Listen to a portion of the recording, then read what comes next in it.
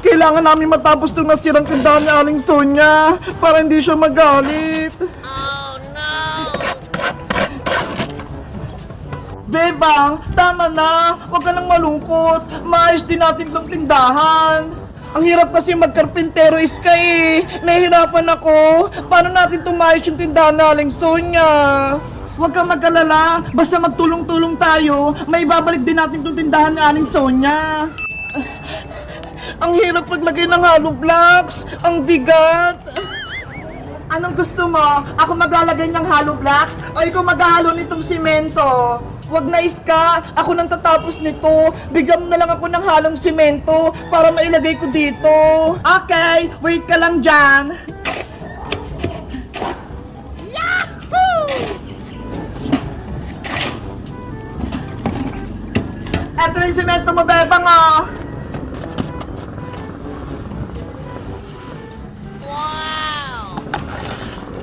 Salamat, Iska. Sana matibay itong gawa natin para hindi na mag-iba ulit itong tindahan.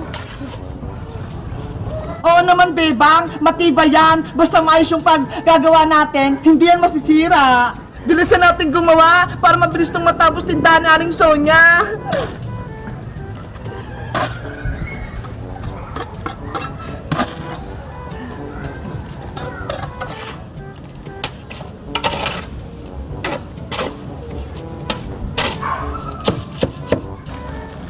Si Bebang, pati si Iska, inayos niya yung tindahan ni Aling Sonia. Bebang! Iska! Ano na naman yun, Princess? Maggugulo ka na naman ba? Nandito ako para ibalik tong kinuha kong parinda ni Aling Sonia. Princess, totoo yung bintang sa'yo ni Bebang? Ikaw kumuha ng mga paninda ni Aling Sonia? Oo, ako yung kumuha. Bakit mo nagawa yun, Princess? Gusto ko lang naman maraming pagkain eh. Yung libre. Sabi na nga ba, tama yung hinala ko, Princess. Walang ibang kukuha ng parinda ni Aling Sonia, kundi ikaw. Sorry na, Bebang. Kaya nga ibabalik ko tong kinuha ko eh. Kasi nakukonsensya ako. Tsaka naisip ko, mali yung ginawa ko. Ano, Bebang? Tawagin ko na ba si Manong Tanod para huliin si Princess? Iska! Bebang! Maawa kayo sa akin! Huwag niyo ako may pakulong! Hindi ka nga naawa kay Aling Sonia eh! Kinuha mo yung mga paninda niya! Masama yung manguha, Princess! Kaya dapat pagbayaran mo yung ginawa mo!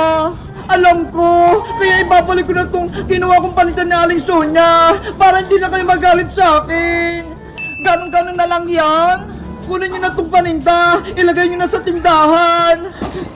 Wala ka bang mata, Princess? Hindi mo pa ito nakikita? Sira-sira yung tindahan ni Aling Sonia.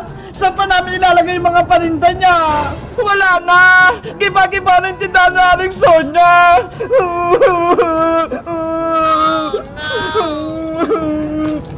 Bebang, tahan na! Maayos din natin lahat! Huwag ka nang umiyak! Ang dami nating masayang alaala dito sa tindahan. Dito tayo kumakain, nagkikwentuhan, naghahabulan. Tapos, mawawala lang. Kasalanan ko to lahat. Kung hindi ko kinuha yung mga paninda ni Aling Sonia, sana hindi to nagiba, hindi nasira. Ikaw din ba nagpag-iba sa tindahan ni Aling Sonia, Princess? Hindi promise, wala akong kasalanan. Siguraduhin mo lang, talagang hindi ako magdadalawang isip na tuwagin yung mga barangay. Hindi ako nagsisinungaling, Iska. Kahit minsan, maniwala naman kayo sa akin. Huwag na tayong magsisihan. Ang dapat gawin natin, magtulong-tulong tayo para maayos natin itong tindahan ni Aling Sonia.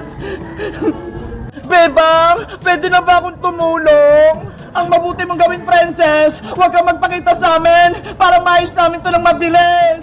Kung ayan yung gusto mo, sige, alis na ako. What?